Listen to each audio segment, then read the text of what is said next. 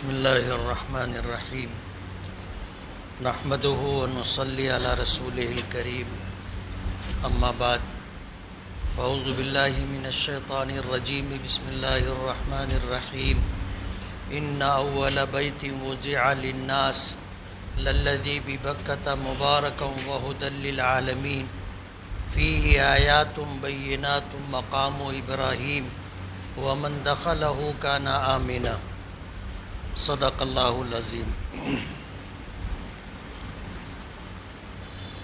بزرگان محترم اور عزیز دوستو،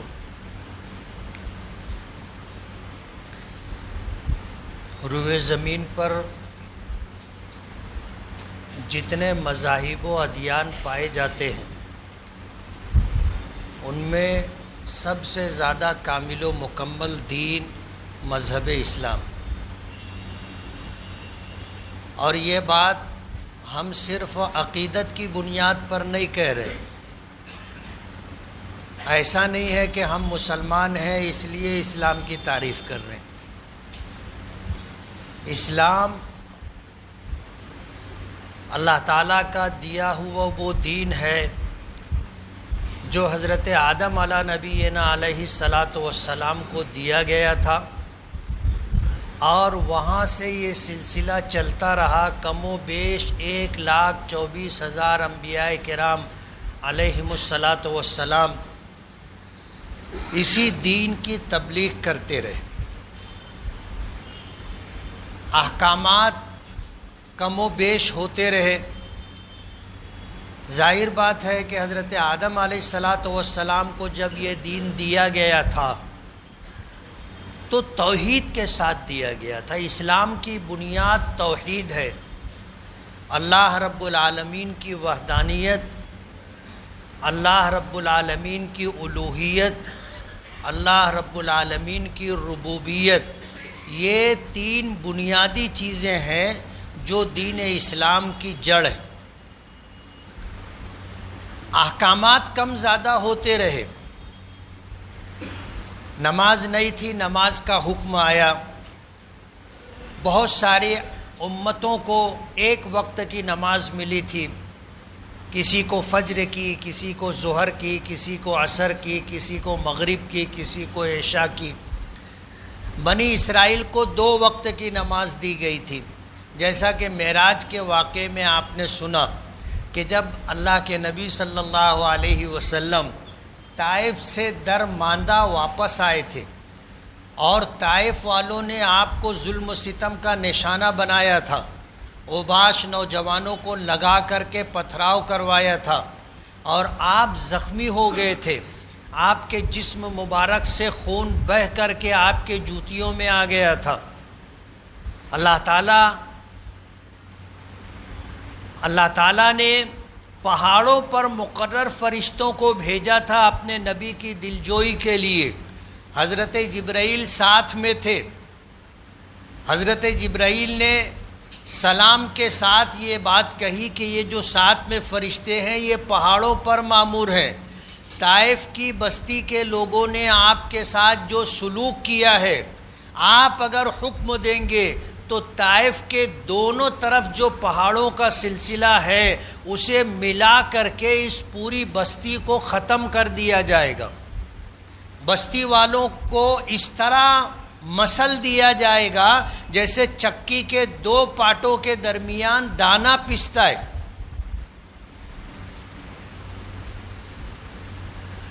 حضور پاک صلی اللہ علیہ وسلم کی دعاؤں میں آپ جب طائف سے باہر نکلے تھے زخمی حالت میں، اور حضرت زید ابن اسامہ جو آپ کو، حضرت زید ابن حارثہ جو آپ کو سہارا دیے ہوئے تھے، آپ کے ساتھ تھے، وہ روایت کرتے ہیں کہ حضور سے منقول جتنی دعائیں ہیں ان دعاؤں میں وہ دعا جو آپ نے طائف سے نکل کر کے بستی کے باہر مانگی تھی، ایسی دعائیں نہیں ملتی۔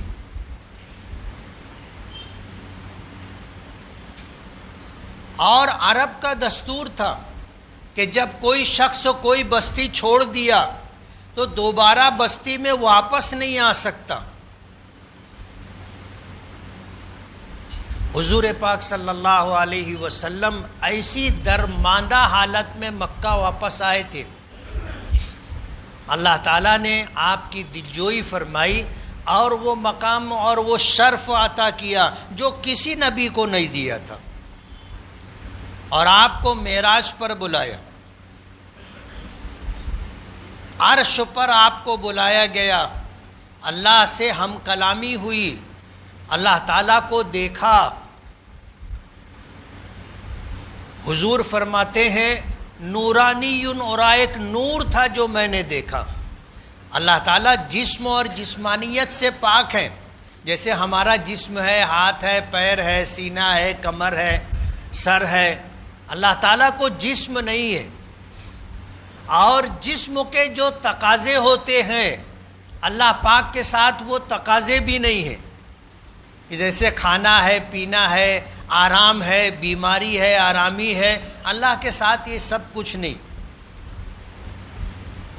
یہ جسمانی تقاضے ہیں، یہ تھکتا ہے، اس کو نیند آتی ہے، یہ سوتا ہے، اللہ تعالیٰ سوتے نہیں، نہ اللہ تعالیٰ کو اونگ آتی ہے، نہ اللہ تعالیٰ کو نیند آتی ہے۔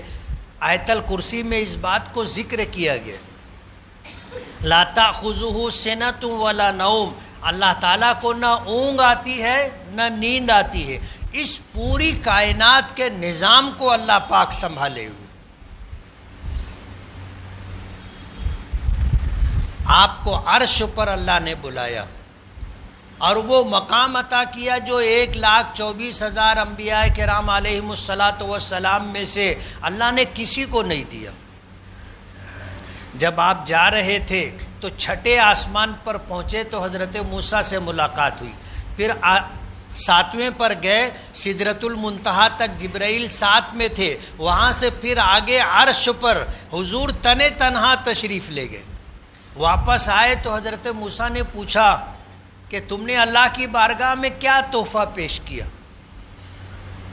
حضور پاک صلی اللہ علیہ وسلم نے بتایا کہ میں نے اپنی طرف سے اور اپنی امت کی طرف سے عبادتوں کا تحفہ پیش کیا، التحیات للہ والصلوات والطیبات، تمام قولی عبادتیں جو ہم زبان سے کرتے ہیں، قرآن کریم کی تلاوت کرتے ہیں، اللہ کا ذکر کرتے ہیں، خیر کی بات کہتے ہیں، تمام بدنی عبادتیں جو ہمارے جسم سے صادر ہوتی ہے، جیسے نماز ہے، روزہ ہے، اور اسی طرح حج عمرہ ہے، اسی طرح تمام مالی عبادتیں، زکوٰۃ ہے، صدقات ہے، عطیات ہے، یہ ساری عبادتیں اے اللہ صرف اور صرف تیرے لیے۔ حضور پاک صلی اللہ علیہ وسلم نے اپنی طرف سے اور اپنی امت کی طرف سے اللہ کی بارگاہ میں یہ تحفہ پیش کیا تھا۔ اللہ بے نیاز ہے اور اسے کسی چیز کی حاجت نہیں ہے، لیکن ایک دستور ہے، اور آپس میں تعلقات کو یہ بات بتاتی ہے کہ آدمی جب کسی کے یہاں جاتا ہے تو کچھ لے کر کے جاتا ہے، تحفے کے طور پر، ہدیے کے طور پر۔ یہ ہماری تہذیب ہے جسے ہم نے بھلا دیا ہے۔ آج ہم اتنے مفاد پرست ہو گئے کہ صرف لینا جانتے ہیں اور آس لگائے رہتے ہیں کہ ہمیں کوئی دیوے۔ دینے کا جو جذبہ ہے وہ تقریباً ہم لوگوں میں ختم ہو گیا۔ آپ اگر اپنے آپ پر غور کرو گے، سال ہا سال گزر جاتے، ہم کسی کو ہدیے اور تحفے کے طور پر کچھ نہیں دیتے، جبکہ نبی کریم صلی اللہ علیہ وسلم کا طرز عمل رہا، آپ کی سنت رہی، آپ کا فرمان ہے تہادو تحابو، ہدیہ لیتے دیتے رہا کرو، دیا بھی کرو اور کوئی دے تو قبول بھی کر لیا کرو، تحابو، اس سے آپس میں محبت پیدا ہوگی۔ یہ ہمارے دین کی ہماری تہذیب کا ایک حصہ ہے اور یہ پسندیدہ عمل ہے۔ تو حضرت موسیٰ نے حضور سے پوچھا کہ تم اللہ کی بارگاہ میں گئے تو آپ نے کیا تحفہ پیش کیا؟ تو حضور نے بتایا کہ میں نے اپنی اور اپنی امت کی طرف سے اللہ کی بارگاہ میں عبادتوں کا تحفہ پیش کیا، قولی عبادتیں، بدنی عبادتیں، مالی عبادتیں، اے اللہ یہ صرف تیرے لیے، للہ، صرف تیرے لیے۔ یہی وجہ ہے کہ اس کائنات میں اللہ کے نزدیک سب سے بڑا گناہ شرک ہے، یعنی اللہ تعالیٰ کی ذات میں یا صفات میں ہم کسی کو شریک کریں، اور شریک کرنے کا جو عمل ہوتا ہے وہ عبادت کے ذریعے سے ہوتا ہے۔ ہم اللہ کے علاوہ کسی کو سجدہ کریں، اللہ کے علاوہ کسی کو حاجت روا سمجھے، اللہ کے علاوہ کسی کو مشکل کشا سمجھے، اللہ کے علاوہ کسی کو اولاد دینے والا، اور کسی کو وہ تمام اعمال و صفات جو اللہ سے متعلق ہے وہ کسی اور کے لیے ہم مانیں، یہ شرک ہے۔ اور یہ ایسا گناہ ہے جس کی معافی نہیں ہے۔ اللہ پاک نے فرمایا ان الشرک لظلم عظیم، اس روئے زمین پر سب سے بڑا ظلم اگر کوئی ہے تو وہ شرک ہے۔ اللہ کا فیصلہ ہے قرآن کریم میں، ان اللہ لا یغفر ان یشرک بہ ویغفر ما دون ذلک لمن یشاء، کہ اللہ نے یہ فیصلہ کر لیا ہے کہ مشرک کی مغفرت نہیں ہے۔ جس نے اللہ کی ذات میں، صفات میں عبادت کے ذریعے کسی کو شریک کیا، اللہ پاک اس کی مغفرت نہیں کریں گے۔ اور شرک کے علاوہ جتنے گناہ ہیں وہ سارے گناہ اللہ کی مشیت کے تحت ہے، اللہ چاہیں گے تو معاف کر دیں گے۔ گناہ دو طرح کے ہوتے ہیں، ایک گناہ کبیرہ ہوتا ہے جو بغیر توبہ کے معاف نہیں ہوتا، اور ایک گناہ صغیرہ ہیں جو معاف ہوتے رہتے ہیں۔ نبی کریم صلی اللہ علیہ وسلم نے فرمایا اگر تم سے کوئی گناہ ہو جائے، کوئی کوتاہی ہو جائے تو اس کے بعد فوراً کوئی نیکی کر لینا چاہیے،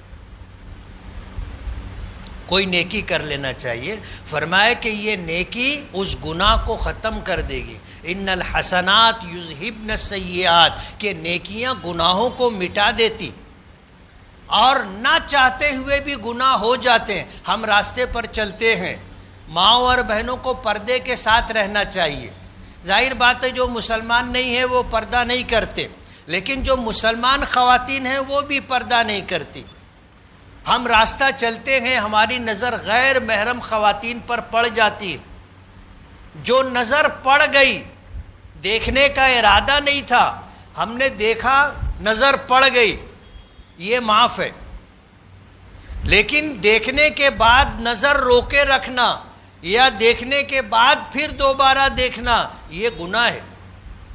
اب ظاہر بات ہے گناہ ہو گیا، فرمایا کہ آدمی گناہ ہو گیا فوراً توبہ کرے یا فوراً کوئی نیکی کرے۔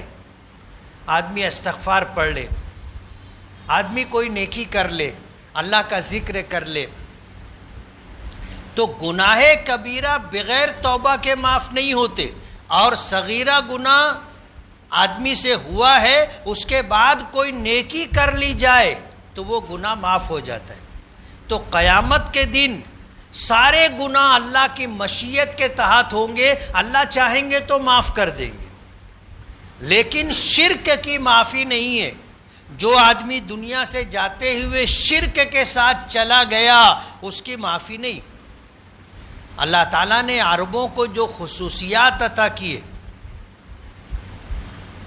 وہ ہم سے اس معاملے میں ممتاز ہے، توحید کے معاملے میں بہت سخت ہے۔ اللہ کی ذات میں، اللہ کی صفات میں کسی کو شریک کیا جائے، اللہ نے عربوں کو یہ مزاج نہیں دیا، ان کی خصوصیت اور امتیاز ہے۔ توحید کے معاملے میں بہت سخت ہے۔ کوئی تو وجہ ہوگی کہ اللہ پاک نے مکہ مکرمہ اور مدینہ منورہ کو اسلام کے مرکز کے طور پر چنا۔ اللہ تعالیٰ نے اس علاقے کے لوگوں کو اپنے نبی کی معیت، رفاقت اور ساتھ کے لیے چنا، کوئی خصوصیت رہی ہوگی۔ غور کرنے کی بات ہے۔ حضور پاک صلی اللہ علیہ وسلم نے فرمایا عربوں کو برا بھلا مت کہو، اس لیے کہ میں بھی عربوں میں سے ہوں۔ اور اس خطے کے رہنے والوں کی اللہ کے نزدیک کچھ اہمیت ہے جس کے لیے اللہ پاک نے مکہ مکرمہ مدینہ منورہ کو چنا. تو شرک کی معافی نہیں ہے. اللہ تعالیٰ کو ہمارے کاموں میں سب سے زیادہ اگر کوئی چیز پسند ہے تو وہ عبادت ہے، اور اللہ عبادت سے خوش ہوتا ہے، دعا سے خوش ہوتا ہے. جو لوگ اللہ کی عبادت نہیں کرتے یا اللہ تعالیٰ سے مانگنا بند کر دیتے ہیں، اللہ ان سے ناراض ہوتے. تو اللہ کو کسی چیز کی حاجت نہیں ہے، لیکن اللہ اگر خوش ہوتا ہے بندوں سے تو عبادت کے ذریعے، بندگی کے ذریعے. اور عبادت کا مطلب یہ ہے کہ آدمی اپنے آپ کو محتاج اور تابع سمجھتا ہے کہ یہ میرے پروردگار کا حکم ہے کہ میں اس کا تابع دار بن کر رہوں، یہ میرے پروردگار کا حکم ہے کہ میں اس کی عبادت کرتا رہوں. اللہ کو بندگی بہت پسند ہے. جب بندہ اللہ کی عبادت کرتا ہے اور اللہ کے سامنے عاجزی کا اظہار کرتا ہے تو اللہ پاک فرشتوں پر فخر کرتے ہیں، فرماتے ہیں کہ میرا یہ بندہ جانتا ہے کہ میرے در کے علاوہ اس کے پاس کوئی دوسرا در نہیں ہے، اور اس کی مصیبتیں پریشانیاں دور کرنے کے لیے میرے علاوہ کوئی نہیں ہے. اللہ کو یہ ادا بہت پسند ہے. تو عبادتوں کا تحفہ پیش کیا تھا. اللہ پاک نے جب حضور واپس آنے لگے 50 وقت کی نمازیں تحفے کے طور پر دی. آپ اندازہ کرو، حضور پاک صلی اللہ علیہ وسلم نے عبادتوں کا تحفہ پیش کیا تھا. آنے لگے اللہ پاک نے نمازوں کا تحفہ دیا، اب 50 وقت کی نمازیں دی. آپ کو معلوم ہے، میں تفصیل میں نہیں جانا چاہتا، لیکن ایک بات بتاؤں گا، اللہ پاک نے اس امت کو تحفے کے طور پر جو چیز دی تھی وہ نماز دی تھی. اللہ کے خزانے میں لامحدود ہے، اور اللہ کے خزانے میں کیا نہیں ہے، اور پوری کائنات میں بسنے والی مخلوقات کی تمام تر ضروریات اللہ پاک پوری کرتے ہیں. لیکن اللہ نے اپنے خزانے سے اپنے محبوب کو اور اپنے محبوب کی امت کو جو تحفہ دیا وہ نماز کا تحفہ دیا. اسی لیے کل قیامت کے دن عبادات میں سب سے پہلے نماز کی پوچھ ہوگی. سب سے پہلے نماز کی پوچھ ہوگی، اور معاملات میں سب سے پہلے قتل کے معاملات اللہ کی بارگاہ میں پیش ہوں گے. اسی لیے کسی نے معاملات میں اگر کسی کو قتل کیا ہے یا کسی نے خود اپنی جان لے لی ہے، اللہ کی بارگاہ میں سب سے پہلے معاملات میں یہ مقدمات پیش ہوں گے. خودکشی کرنے والے کے لیے حدیث پاک میں آتا ہے کہ وہ ہمیشہ ہمیشہ جہنم میں رہے گا. اگرچہ دیگر آیات اور روایات کے پیش نظر علماء نے ہمیشہ سے مراد ایک لمبی مدت تک جہنم میں رہنا مراد لیا ہے، کہ قاتل ایک لمبے زمانے تک جہنم میں رہے گا، خودکشی کرنے والا ایک لمبے زمانے تک جہنم میں رہے گا. ایمان ہے تو سزا بھگتنے کے بعد اللہ جہنم سے نجات دے دیں گے، جنت کا داخلہ عطا کر دیں گے. لیکن اللہ کی بارگاہ میں حساب و کتاب کے لیے سب سے پہلے نماز کی پوچھ ہوگی. حضور پاک صلی اللہ علیہ وسلم جب مدینہ پہنچے اور اسلام کی تبلیغ و اشاعت کے لیے آپ جب آزاد ہو گئے تو مشرکین کی طرف سے رکاوٹیں جو آتی تھی اس کو ختم کرنے کے لیے آپ نے ان سے مقابلہ آرائی کی، جنگ کی، اور جو طریقہ کار اختیار کیا کہ اگر کسی بستی پر حملہ کرنا ہے تو دن کے اول حصے میں، رات کے آخر حصے میں آپ وہاں حملہ کیا کرتے تھے، لیکن بستی کے باہر رکتے تھے. اگر وہاں سے اذان کی آواز آئی تو پھر بستی پر حملہ نہیں ہوتا تھا. تو سب سے پہلے نماز کی پوچھ. اللہ نے تحفے کے طور پر نمازیں عطا کی 50 وقت کی. اس لیے اس کی اہمیت کا اندازہ آپ اس سے کریں کہ اللہ پاک مال و دولت بھی دے سکتے تھے.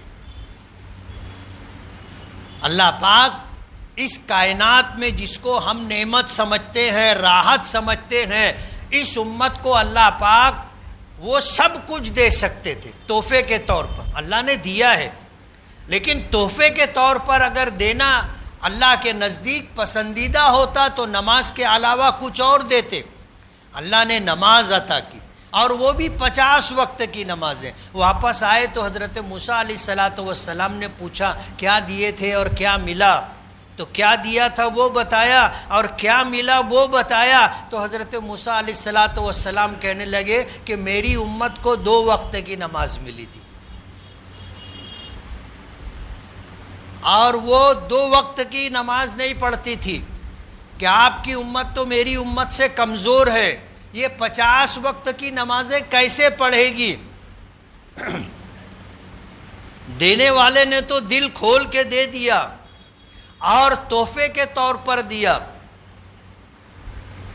لیکن آپ کی امت کر نہیں سکے گی. آپ کم کراؤ تو کم کراتے کراتے 10 کم ہوئی، پھر 10 کم ہوئی، پھر 10 کم ہوئی، پھر 10 کم ہوئی، پھر گئے 5ویں مرتبہ تو 5 کم ہوئی. حضرت موسیٰ علیہ السلام نے پھر مشورہ دیا کہ آ جاؤ اور کم کرواؤ. حضور نے فرمایا کہ اب مجھے حیا آتی کہ جو چیز مجھے اور میری امت کو تحفے کے طور پر دی گئی ہے میں اسے واپس کر رہا ہوں. مجھے حیا آ رہی ہے. اللہ پاک کی طرف سے آواز آئی کہ لا تبدیل لکلمات اللہ، ہم نے جو کہہ دیا اسے بدلا نہیں جاتا. آپ کی امت 5 وقت کی نماز پڑھے گی، ہم 50 وقت کی نمازوں کا ثواب دیں گے. اب آپ سوچو، اگر پڑھنے پر 50 وقت کی نمازوں کا ثواب ملتا ہے تو نہیں پڑھنے پر کیا ہوگا؟ ظاہر بات ہے ایک نماز کے بدلے میں 10 ہے نا. ایک نماز پڑھے تو 10 نمازوں کا ثواب، 5 نماز پڑھے تو 50 نمازوں کا ثواب، اور اگر ایک نماز چھوڑے تو ضابطہ تو وہی ہے.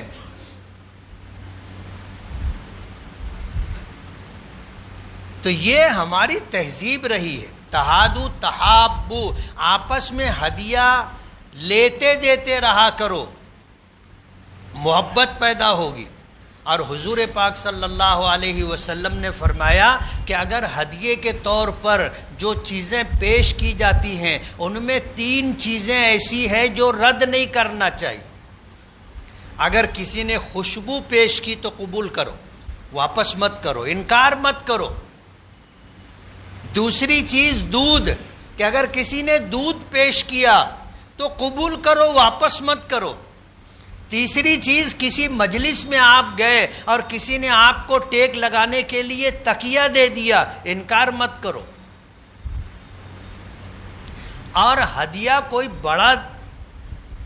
بڑی قیمت، بڑا ہدیہ دینا ضروری نہیں ہے. آپ دیکھ لو حضور نے جو چیز بتائی ہے، آدمی دودھ دے گا تو کتنا دے گا؟ ٹینکر بھر کے دے گا. ایک آدھ پیالہ دودھ، ایک آدھ کپ دودھ دیتا ہے. آدمی خوشبو پیش کرے گا تو کیا دے گا؟ ایک آدھ عطر کا پھایا دے گا، یا پاؤ تولے اور آدھے تولے کی شیشی دے گا، ڈرام بھر کے تو نہیں دے گا. اور تکیے کی کیا حیثیت ہے آپ سمجھ سکتے ہو. ہدیہ بہت قیمتی ہونا ضروری نہیں ہے، معمولی قیمت کی چیزیں دینا چاہیے. یہ حضور کا طریقہ رہا. حضور پاک صلی اللہ علیہ وسلم ان صحابہ کرام کا انتظار کیا کرتے تھے جو صحابہ کرام دیہات سے آیا کرتے تھے. اور حدیث پاک میں آتا ہے کہ انتظار اس لیے ہوتا تھا کہ وہ آتے تھے تو وہاں سے کچھ لے کے آتے تھے. دیہاتوں میں کیا ملتا ہے؟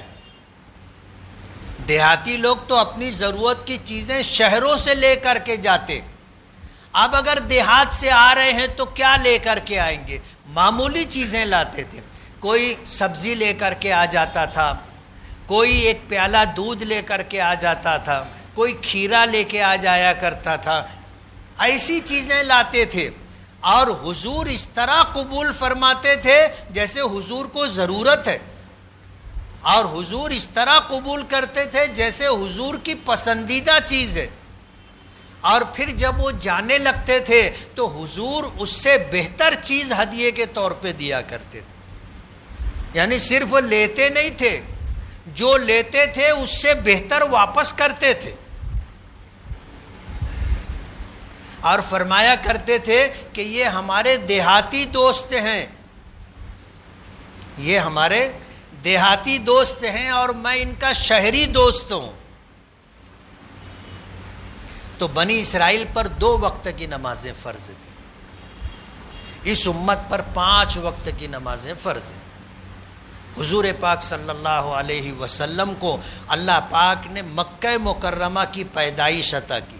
مکہ مکرمہ مدینہ منورہ اللہ کے نزدیک مکرم بستی ہے۔ آپ اندازہ کریں کہ اللہ نے اپنا گھر مکہ مکرمہ میں بنایا، پوری دنیا کے انسان نماز میں اسی کی طرف رخ کرتے، اسی کی طرف رخ کرتے۔ ہم لوگ مشرق میں ہیں، مغرب کی طرف رخ کرتے۔ بیت اللہ کا دروازہ بھی مشرقی سمت میں ہے، حجر اسود بھی جنوب مغرب مشرق میں ہے۔ حضرت عیسیٰ علیہ السلام سے 1800 سال پہلے حضرت ابراہیم و اسماعیل علیہ السلام نے اللہ کے گھر کی تعمیر کی تھی، اور پھر اللہ نے مکمل دین ہمیں عطا کیا۔ پوری دنیا میں سب سے زیادہ فطری طور پر جو دین، جو احکام و اسلام دین میں ہیں پسندیدہ عین فطرت کے مطابق، وہ اسلامی احکامات۔ تو ہم کوئی عقیدت میں اسلام کی تعریف نہیں کرتے، یہ اس کائنات کی سچائی ہے، اور روئے زمین پر پائے جانے والے مذاہب میں سب سے زیادہ آسان، سب سے زیادہ فطرت سے مطابقت رکھنے والے احکامات اگر کسی مذہب میں ہیں تو وہ دین اسلام۔ اللہ تعالیٰ نے وہ دین ہمیں عطا کیا۔ آج اس کو مٹانے کی، ختم کرنے کی ہر ممکن کوشش کی جا رہی،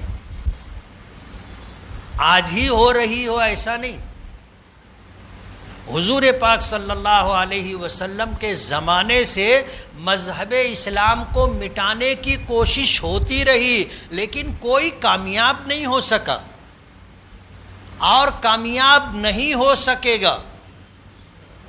اللہ نے اس کی حفاظت کی ذمہ داری لی۔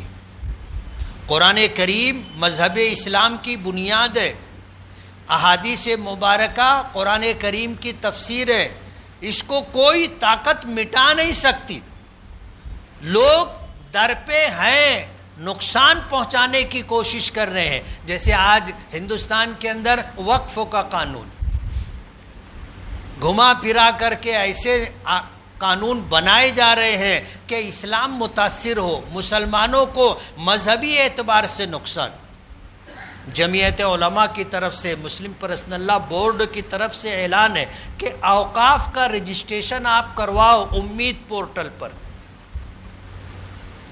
جمعیت علماء نے اعلان کیا ہے کہ یہ لڑائی جاری رہے گی، ہم سپریم کورٹ میں حکومت کے بنائے ہوئے اس قانون کے خلاف لڑتے رہیں گے، انصاف کے لیے جد و جہد ہوتی رہے گی، یہ جد و جہد کوشش جاری رہے گی، لیکن 5 دسمبر رجسٹریشن کی آخری تاریخ ہے۔ تمام اوقاف، مسجد ہو، مدرسہ ہو، درگاہ ہو، مسافر خانہ ہو، اور بھی جو اس سے متعلق جائیدادیں ہیں ان کا رجسٹریشن کرانا ضروری ہے، اور جو ذمہ داران ہیں ٹرسٹی حضرات اگر وہ نہیں کروائیں گے تو 20,000 روپے سے لے کر 1,00,000 روپے تک جرمانہ ہو سکتا ہے، 6 مہینے کی سزا بھی ہو سکتی ہے۔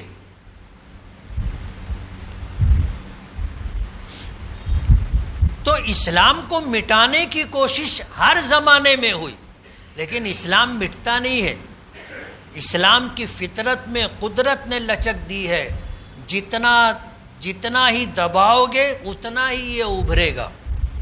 آج پوری دنیا میں سب سے زیادہ قبول کیا جانے والا مذہب اسلام ہے۔ کوئی دن ایسا نہیں ہوتا کہ ایک بڑی تعداد حلقہ بگوش اسلام نہ ہوتی ہو، اور پوری دنیا میں سب سے زیادہ اسلام کو قبول کیا جا رہا ہے۔ حضور پاک صلی اللہ علیہ وسلم نے فرمایا ہے لا يبقى على ظهر الارض بیت مدر ولا وبر الا ادخلہ اللہ الاسلام، کہ روئے زمین پر کوئی کچا پکا گھر باقی نہیں رہے گا مگر اسلام وہاں داخل ہو کر کے رہے گا۔ قبول کرنے والے عزت سے قبول کر لے، دل سے قبول کر لے، ورنہ مجبوراً ان کو قبول کرنا پڑے گا، چارہ نہیں ہے، کوئی راستہ نہیں ہے، ساری دنیا کو گھوم پھر کر کے اسلام پر آنا پڑے گا۔ اور جب تک وہ دین نہیں آئے، وہ دن نہیں آئے گا، وہاں تک دین مٹے گا نہیں، ختم نہیں ہوگا۔ ہاں اس کے بعد پھر زوال شروع ہوگا، تو ایک دن ایسا بھی آئے گا کہ اس روئے زمین پر کوئی اللہ کا نام لینے والا باقی نہیں رہے گا، قیامت آ جائے گی، اللہ اس دنیا کو ختم کر دے گا۔ تو اسلام کو مٹانے کی کوششیں ہو رہی ہیں، تو ہماری بھی کوشش ہونا چاہیے اسلام کو باقی رکھنے کی اور اسلام کو عام کرنے کی، اس کو پھیلانے کی۔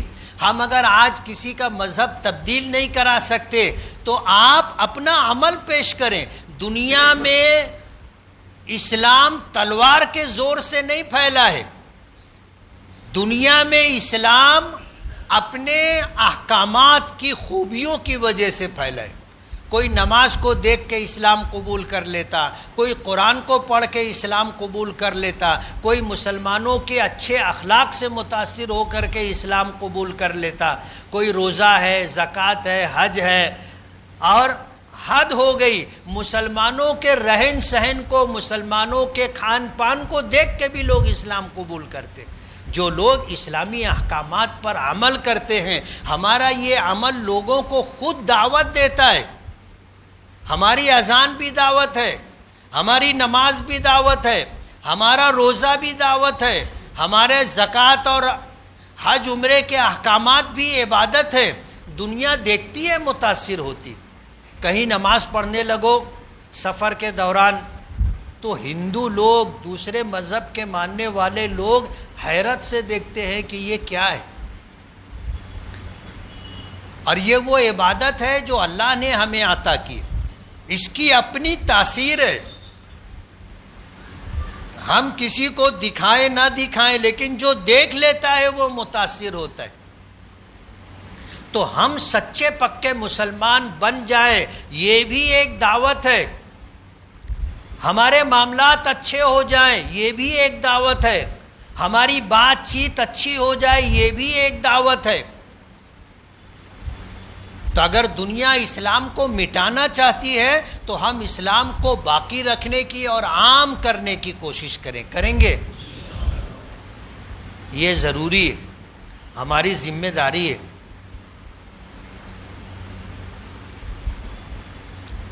اور ہم کو یہ کرنا ہے، کریں گے نا۔ نمازوں کی پابندی 4 وقت کی، 5 وقت کی نمازیں ہیں۔ ہماری جامع مسجد میں فجر کی نماز میں 2 صف مشکل سے ہوتی، آج 1.25 صف تھی، دوسری صف ادھر سے بھی کچھ خالی تھی، ادھر سے بھی کچھ خالی تھی۔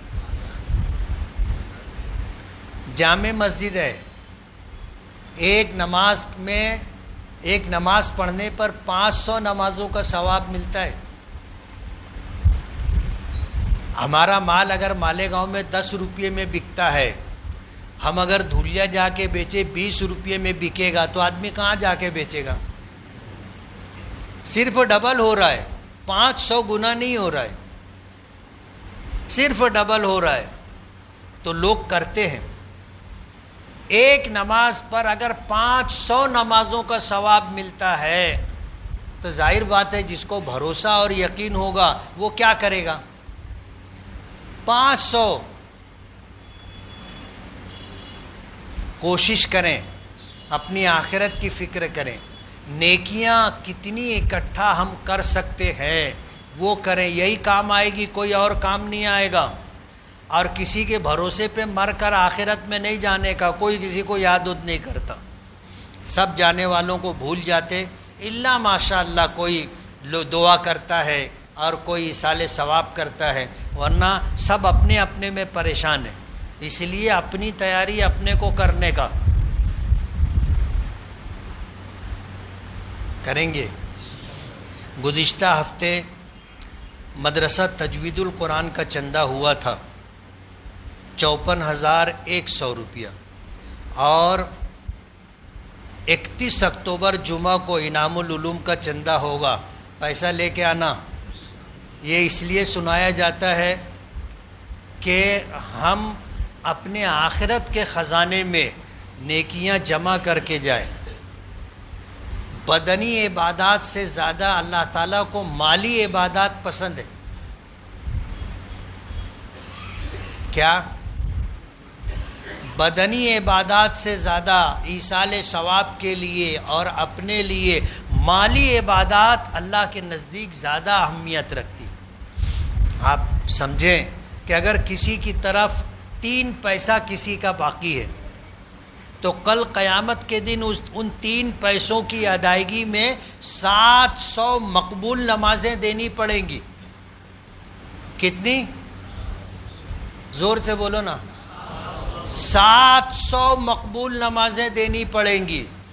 پتہ نہیں ہے بھی کہ نہیں ہمارے پاس۔ تو اللہ کے نزدیک مالی عبادات، مالیات کی اہمیت بہت زیادہ ہے۔ اپنے بھائی بہنوں کے حقوق ادا کرو، دوست و احباب کے حقوق ادا کرو، کسی سے قرضہ لیا ہے جلدی واپس کرو، کب بلانا آ جائے گا معلوم نہیں۔ اللہ تعالی ہمیں عمل کی توفیق عطا فرمائے۔ وآخر دعوانا ان الحمد للہ رب العالمین۔